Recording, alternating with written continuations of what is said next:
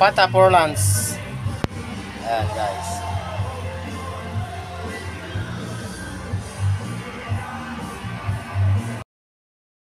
Ito guys. Pero ganda lang dito guys. At asarap guys ay i-transfer. Ito guys, nakarasawan guys. Pag ganun tayo guys. Ito yung guys. Tampakan.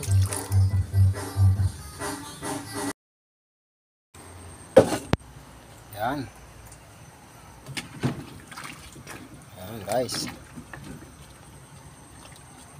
Ito na ang ating sinabawan na pata. Ito yung pechay. Lagay mo na itong gabi para masarap. Ito. Pulbatan mo na. Ito guys. Ito na guys ang ating sinigang. Sinigang gulay-gulay. Thanks for watching.